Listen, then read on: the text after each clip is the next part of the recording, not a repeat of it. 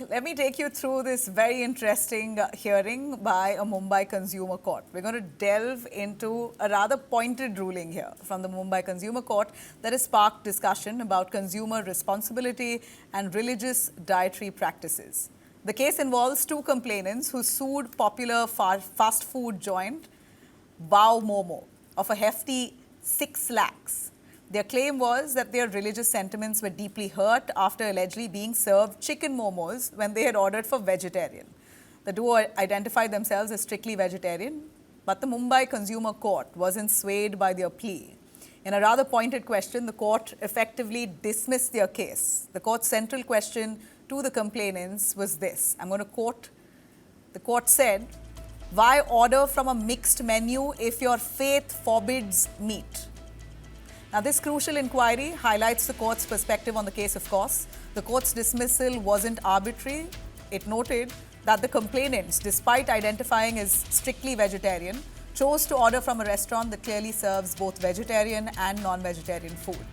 Wow Momo, like many popular eateries, openly offers a diverse menu catering to various dietary preferences, including meat options.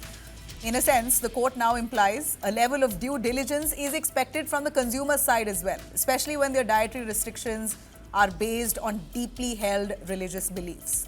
When opting for a restaurant that publicly serves both categories, the onus is partly on the complainants to exercise caution or choose an establishment exclusively catering to vegetarian food. Now, this ruling does serve as an important reminder. While businesses have a responsibility to accurately serve what's ordered, consumers also bear a degree of responsibility in their choice, particularly when those choices intersect with personal or religious mandates. Then they've got to make a thorough choice. If you are going ahead ordering from a restaurant that serves both vegetarian and non-vegetarian, then do expect an element of error. That's more or less what the court said as it dismissed the 6 lakh claim that was made by these two petitioners, reinforcing that the idea simply was wrong. While it was inconvenient surely for them, it also at the same point, at the same time, expected the consumers there to have shown a degree of responsibility by not ordering from a place that served non-vegetarian. I have asked this question to people on my social platforms as well, asking our followers at News9 on what they think of this court's ruling. I have with me, though, to delve a little deeper, Professor Bijan Mishra, consumer policy expert, joining us. We also have Ankur Chawla, consultant, food and beverage, founder, Scope Beverages, to give us a little more. I will get to our consumer policy expert first. Professor Bijan Mishra, this is certainly a decision by court that will set precedent, because we know many vegetarians get outraged by receiving non-veg food if they've ordered veg. Lots of such cases at consumer courts claiming that I ordered vegetarian but I received non-vegetarian. This is a complete dharam brasht. Now the court has set the record straight, that saying, why have you ordered from a place that serves non-veg then? If it's so sacred and you're so worried about not touching non-veg, you shouldn't be ordering from a non-vegetarian restaurant. Is this a decision in the right direction in your view? Nabila, thanks for inviting me. In my view, it's not the right decision. The award needs to be challenged. And we should go for appeal. The consumer must go for appeal, because nobody can be denied their right to choice. If I wish to go to a restaurant which is serving me non-vegetarian food, it does not mean that I should be served vegetarian when I'm a vegetarian and I'm strictly giving an order which is a vegetarian food. So which means there is a clear-cut deficiency of service where the person who took the order goofed up. And when he goofed up, then that means it is definitely a clear case of deficiency in service, which has damaged the consumer in terms of his religious sentiment. And it's a very serious issue. So I don't think what the district commission has given as an order is right. That's according to my personal knowledge. I feel it should go for an appeal, number one. Number two, what do you mean by evidence? The evidence means that the consumer should, at that point of time, what I can see, the mistake he did was he should have brought in two eminent people as witnesses to this case. Then he could have created evidence. We But hear he unfortunately, claimed the that there was a consumers are puja not going made on, and aware. at the puja, In while in the middle of the puja, we ordered food, and while we were performing the puja, the food came, and then we ate those the momos that was non-vegetarian, and that really deeply hurt our religious faith and sentiments. So no, the that court had no, asked no. them to provide some details about the Nabila, puja, I'm who's your only talking pandit, the about. name of the pandit. All of that was asked from those petitioners, and they couldn't really give substantial answers. Well, that is not the only way to create an evidence. The evidence is that whatever has happened, that should be recorded in a manner that it is credible, it is tenable, and the court cannot just wash off saying, "Oh, they forgot to tell me the name of the pandit." Come on now, name of the pandit is not that important to create an evidence. The evidence is that they were served with non-vegetarian food, and it is also become evident that they were compensated by, they were given some refund. So the refund itself is an evidence that why did they give a refund? If they had no deficiency in service, then the service provider should have stuck to their gun and said, no, you're not eligible for a refund. Why did they give a refund to the consumer in that case? So in my view, the case is a clear-cut case where it should go for appeal. This is my view, and is my personal view. Well, Ankur Chawla, I'd like to ask you a clear-cut question. Now the pressure of providing proof will move from the restaurant to the consumer. This more or less is going to be the repercussion of this, one of which has been highlighted here by experts, that this is actually wrong precedent. Would you believe so? Well, Navina, thanks for having me, on the show.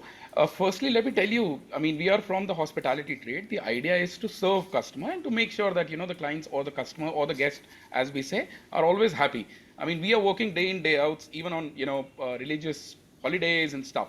So intentionally, nobody would want to do it. Let's just, sort of get that straight out of the question. But this Of ruling course, will I make think, it more lax for the restaurants. Restaurants are going to be sure. more relaxed. No, it's not like that. It's definitely, see, bigger the company, and particularly, let's say, talking about Wow Momos, you're talking about 500 plus minus outlets, right? Maybe I think 600 and plus, right?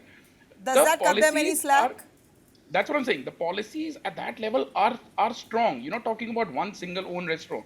Even then, having said that, I'm not denying the fact that there are no mistakes. There are mistakes that have happened. But there are enough and more areas where one can look at the proofs. They have ordered food from an online source, maybe, right? The invoice has come with it. The invoice will clearly say if it is a vegetarian and non-vegetarian.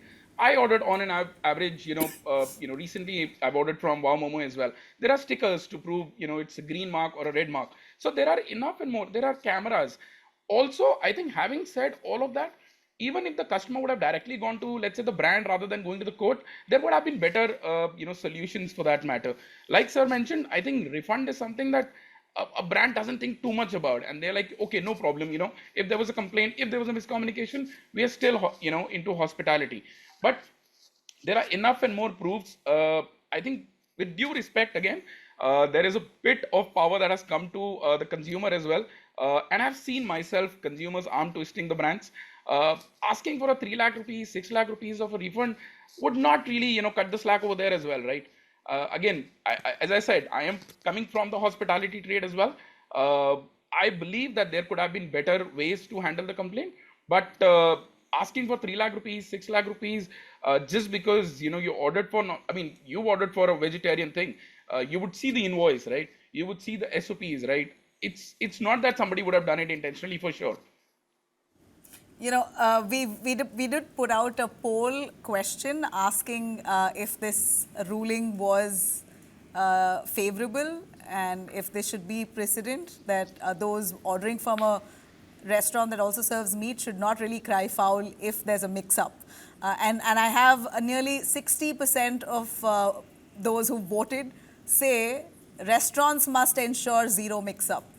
They can't escape from their responsibility. Absolutely, I'm completely with you. So more My number of wife is a people refusing to accept what the Mumbai Consumer Court said, saying that the responsibility is on the restaurant. But how difficult is it, Ankur Chawla? Tell us a little about the responsibility that, of course, you said restaurants wouldn't do it on purpose, but how difficult is it at times when there is a mix-up, you've got to pacify your customer and that doesn't go as per desired, they get to courts to sue you, a large sum of money that you'll have to eventually spend. What are the ways and measures to control this outcome? So there are enough and more measures and there are enough and more digitalization, SOP management in the entire space that is going on right now. So there is no way that I'm saying that if I am a vegetarian, I should not go to a place which is also serving non-veg. Of course, it is a responsibility of the outlet or of that particular brand to make sure that there is no mix-up. And that's the reason you see whenever you go, like I go to a lot of restaurants right now, particularly the back areas, the kitchens, you will see the deep fryers completely different for a vegetarian and non-vegetarian. You go to, you go to Japanese restaurant, you see teppanyaki counters, one side veg, one side non-veg. So of course the effort coming from a brand or a restaurant is enough and more when it comes to making sure a vegetarian and a non-vegetarian is not sort of getting mixed together, not only with regards to religious sentiment but also with regards to allergies and stuff. There are a lot of people these days who are, let's say, allergic to shellfish, so if you mix it up, of course there is a big problem that you're looking at. As I said, I respect religious sentiments, but I am more bothered or more concerned about, as a restaurant owner, I'm more concerned about allergies. I'm more concerned about the scientific repercussions that can actually happen. So all restaurants, all bars, all hotels in the country right now are trying to follow it as much. But as I said, it's a service industry. I am not denying the fact that there are issues that actually crop up over the period of time. But there is a And this is complete possibly situation the handling most booklet. common issue, and the most violated are Indians who are vegetarian and are religious. There are so many such cases in courts, and I'm assuming that there are already set guidelines in consumer courts on how they treat cases that come to them with regards to hurting of religious sentiments, which is why, sir, I'll bring you in. You have a word to say and give us a little clarity on what are the guidelines, and have those guidelines been interpreted in this case by the Mumbai Consumer Court? Bijan Mishra. Thank you. Thank you for giving me this opportunity. You see, I go fully with Ankur. Ankur is very sensitive. He understands what the consumer wants. And as you know, all over the world now, they're very particular about your allergies, about, certain, services which are specifically for certain kind of customers which you have to ensure. But what I want to tell Ankur is, it is high time your members took a very strong kind of a intervention in promoting mediation. You see, in the new Consumer Protection Act of 2019, which Modi ji has brought, he has devoted a full chapter on mediation. The district commission should have gone for that, in my view. The district commission did not go for mediation, but straight away rejected the case, which was not right. That is why I'm repeatedly saying it's a fit case to go for appeal, because the consumer should have been given a chance for mediation. Yes, I agree with Ankur. Sometimes it's abnormal, the compensation asked by some of the consumers.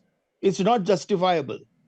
But it's the court's duty, it's the commission's duty to give a justifiable compensation to the consumer and close the matter rather than allowing it to go for an appeal. And that is why mediation No, is the best process. Ankur's association, Ankur, I suggest to you, start a mediation kind of an activity within the restaurants in India. I no, am but now talking to you from London. sir, And I have been watching. thank you very How much. Sir, I do want to ask you, is there no responsibility then on consumers? What if it turns out to be a case of extortion? Why is the responsibility entirely on the restaurant itself? that's And if the restaurant is serving veg and non-veg, no, then that is consumer why- also that is why should be I- responsible on No, no, where that- they've got to order from. No, that is why I'm saying there should be a credible person brought in to mediate, to tell the consumer that, look, you are not right and appropriate in asking such kind of a compensation. And the consumer will feel happy and comfortable when he sees that there is a person of repute in his community who has been brought in as a mediator. So what my contention is, today the alternative dispute resolutions, if you look at the case, it was, a complaint was made in 2020, and today we are in 2024. And when we made the Consumer Protection Act of 1986, we wanted disposables to be done in 45 days. Now you imagine a consumer who wants prompt justice has been made to wait for 4 years. So what I'm trying to say, the consumers are also willing, in my view, barring a few, there are always black sheep everywhere. So what my contention is, we should educate consumers. We should make them aware. We should make them responsible so that they don't blackmail anybody or tries to do things which are not ethical. So Okay. I'm only trying to say that the court, the district commission could have given a more robust order. This is my personal view. But of course, the consumer has the opportunity to go for an appeal, and the consumer should go for an appeal asking for a arbitration or some kind of a mechanism Okay. where the compensation looks justified. All right. And that We is heard where you. I come in saying that is So the the responsibility of the consumers consumer. really have another lease of life here. If they want to appeal, they can appeal. It's a fit case for that. Thanks very much, Bijan Mishra and Ankur, both of you, for taking your time out.